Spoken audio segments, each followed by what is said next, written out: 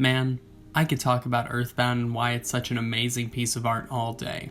And I will, even in this video in fact. However, today we're actually not going to be focusing on the game itself, but something that came with the game. Today we're going to take a look at the strategy guide for EarthBound. Yes, the strategy guide, which was actually bundled with every copy when it was sold for the SNES in the 90s, and actually inflated the price, which is honestly the more likely reason the game didn't sell so well in the West.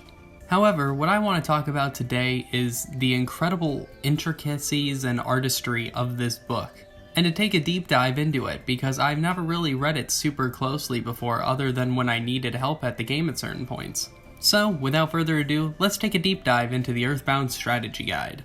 The first thing I want to mention is, even before you open the book, this front cover, man, is kind of hilarious to me because it has all these pictures in the background and you can just see the same pictures of the clay models constantly plastered over them and even kind of weirdly distorted in some of them, and I just find it funny. There's also some kind of weird slime covering the whole thing, like it's some sort of Nickelodeon product or something, and in the center of it all is a Starman Deluxe. I've never been quite clear on why these Starmen have become such universal symbols for this series. It's even the box art for the game, and I'm just not quite sure why that is. I guess it is your earliest exposure to aliens in the games in the form of Starman Jr., and you don't see a whole ton of aliens for the next hour or so of the game, so maybe that's it. Something else I just find really funny is I never noticed that they have these little elf shoes. My brain just always kind of auto-corrected it to just being kind of smooth. And while the title of the book is in all capital letters, we can actually get an official clarification at the bottom of the manual that the title is in fact spelled with a capital B, straight from the source. Alrighty, now that I'm done judging this book by the cover, let's get into it. The first interesting thing I want to note is actually on the very first page. If you look at the screenshots, in the one of the Runaway 5, you can actually see it's using a Japanese screenshot because they're all in black, unlike in the official game, where the localization changed them to be red and green to avoid conflicts with the Blues Brothers. Alrighty, on to the next page. Welcome to EarthBound. The first thing that sticks out to me is the clay models. When you know Ness and Paula were redesigned for the American audience, it just becomes so ridiculously clear that they're in such a different art style and are even lit completely differently. I don't have a problem with this, and in fact, think it's pretty funny and enjoyable. I like it a lot, actually. Something I want to mention, though, about this is that it does kind of mess with the continuity of the game a little bit, because Ness is portrayed here as being a bit thinner than he is in his other model. A running thing throughout the game is that people call Ness a bit chubby and call him thinner towards the end, so technically this is Ness from the end of the game. Jury's out on Paula, though. The four spunky kids have the fate of mankind in their hands and the weight of the world on their shoulders, so it's a good thing that they have psychic powers and you on their side. I want to draw special attention to this line in particular because it's actually something I think is kind of cute. This isn't a simple break the fourth wall cute and you here. It actually is part of the game. You, the player, are just as much a part of the actual game and its story as their psychic powers are, as portrayed in the Gygas fight. Not sure if this is intentional at all, but I wanted to draw attention to it because it is something I appreciate. Also, wait, EarthBound is spelled here with a lowercase b. Ah, damn it. Alright, I guess that just means it can be spelled anyway according to the game. Alright, compromise all you want, manual. You already know this manual's awesome because you don't even get 2 pages in before there's a picture of a monkey.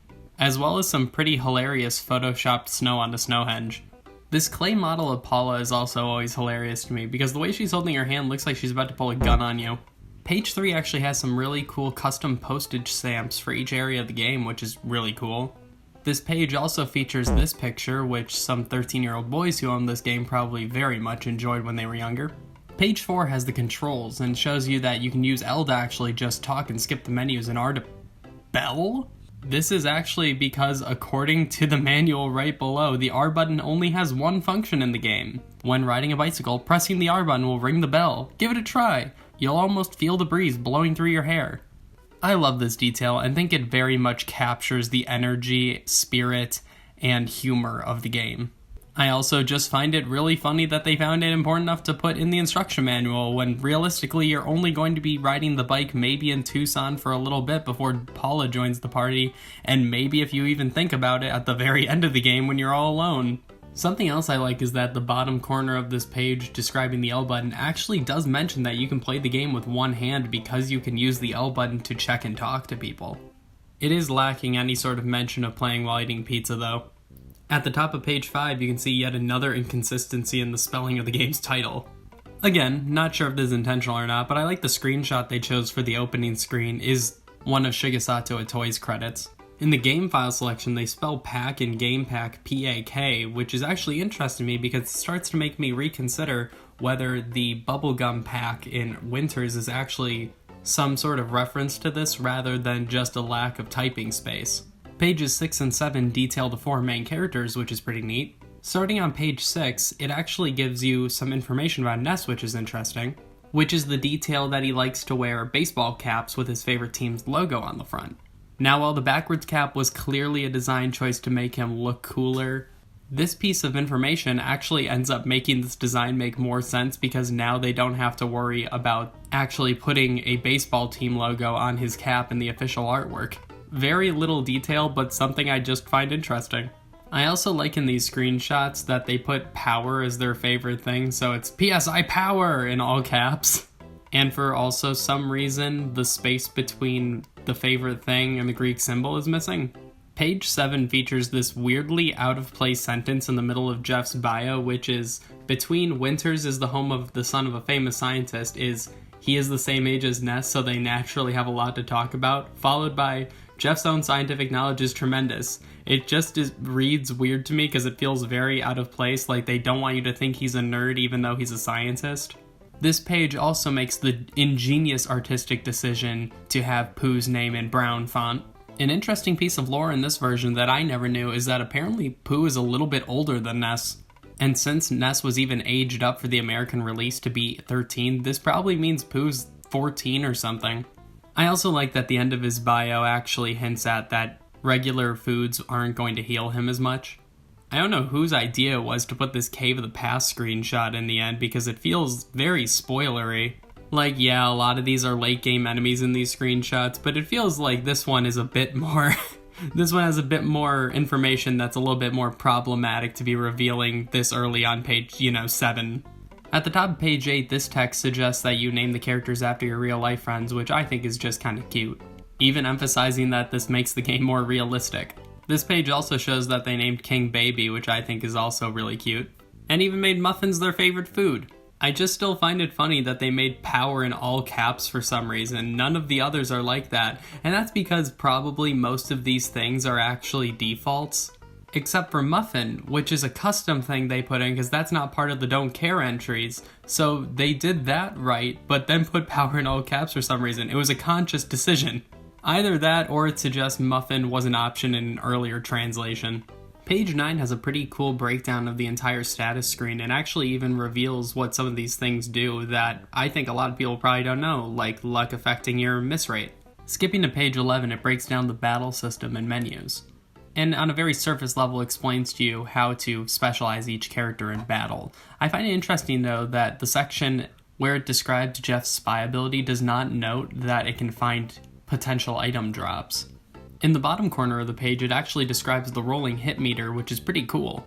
I just find it really interesting to see how this was explained back then. And the manual does it pretty well, all things considered. Though it doesn't tell you you can just heal as opposed to having to defeat all the enemies before you die. A welcome detail on the top of page 12 is that it actually gives you a very easy to understand explanation of phones that are free and phones that you have to pay for, by simply telling you if a phone's black, it's free, and all other ones cost $1. Though its explanation of the doctor, nurse, and healer is pretty unhelpful because it just says that they can help you but doesn't really detail what they can do for you.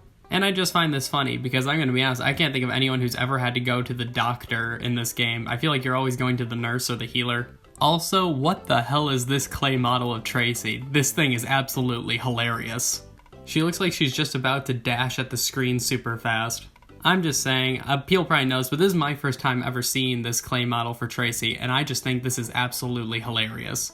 And with that, on page 14, we finally get into the strategy guide for the actual game. The first thing I noticed is that it specifies that before waking up, Ness is dreaming about cookies and birthday presents, which ends up giving it kind of a weird connotation to what it means that the crows drop cookies and every item you find on the overworld isn't a present. Like, is this supposed to be doing some sort of implication that Ness is hallucinating part of this? Page 15 has a couple of interesting things I want to note, which is that the text itself actually writes Starman Jr.'s name wrong as 2 words instead of 1. And this bizarre screenshot where the is in parentheses for some reason. Something else that's weird is that at the bottom of these last few pages have been this weird, very European looking town. And the bottom of page 15 has this pretty hilarious rendering of the meteor. A weird phrasing thing at the end of page 15 is, "It's your complete guide to Ness's world. When you're earthbound, you won't want to be without it." That's right, when you are earthbound. See, this is actually a moment where I think it's actually meaning to use the other form of the word earthbound, but it uses the title, so I don't understand what this sentence means. I think it's meaning to use the actual word earthbound, but even then, what would that sentence mean? And then we get to the amazing page 16, the Winnette Times. The first of several newspapers throughout the book. It's just a really fun way to kind of have a lore dump, and I think it's really fun and stylized. And there's a lot of funny lines on here, particularly the section about the sharks. Longtime bad boy Frank, leader of the notorious Sharks gang, claimed today that he and his gang have reformed. Long known for terrorizing women and children, the Sharks claim they will be organizing a food drive next month. It even mentions Ness having to fight 5 police officers and the chief. Though I must say, this journalist is taking this a lot better than most people would. My favorite part, however, is this advertisement for the Winnette house that has this real picture of a rundown house. The next page begins the Winnette travel brochure, which is also pretty great, and even goes out of its way to mention that the Winnette arcade has killer instinct. Winnette's also home to a criminally low amount of dogs, though. The next page has a map of Winnette, which actually still features the Red Cross symbol in the hospital. This whole section of the book actually features some pretty weird stock images to use for Winnette. A lot of them don't look anything like it, like this one that looks like it's more akin to Summers. A weird error in the giant step section. It says that magic butterflies refill your PSI completely, when even earlier just in this book it says it only refills them for 20 pp. These pages also include some pretty awesome bios of a bunch of the enemies and give you really cool closer looks at their clay models, including these ones of the shining spots, which I think look pretty cool. Something really weird in this section is that it calls PSI Rockin' Drill PSI when you're fighting the Titanic Ant, and I have no idea where this comes from, but yeah, I have really no explanation for this. Maybe that's what they called it and they just thought that didn't matter, I don't know. This section about Frank reforming and now healing you is funny though. That's fabulous, Frankie. Also, there's something really weird about all the photos of the policemen so far. I don't know why, but they don't look like American policemen. I feel like these are not from an American source, and I'm very intrigued by where these might be from, because they don't really fit in with the aesthetic of Winnette at all. Page 25 has a pretty awesome clay model for the attack slugs. I love this thing. The Tucson Tribune page has a pretty great section about the innkeeper in Happy Happy Village. Tucson's travel brochure reveals that it has somehow an even more criminally low population of dogs. This Berglund Park section has a pretty unfortunate typo for Cookie that I'm surprised nobody picked up on. Page 30 has a pretty hilarious poster for the Runaway 5 concert. Something I love about this manual is how much character it gives to Ness.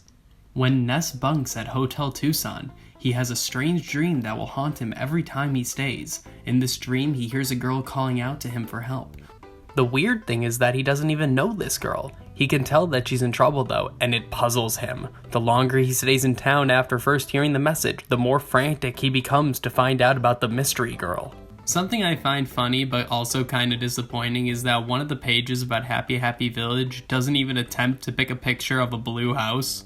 A pretty cool thing though is that the manual does actually encourage you to use the chicken trick. Something I actually didn't know is that in the Insane Cultist Temple, the ones you're supposed to talk to actually move a little bit quicker than the others. It's pretty subtle, but it is actually there.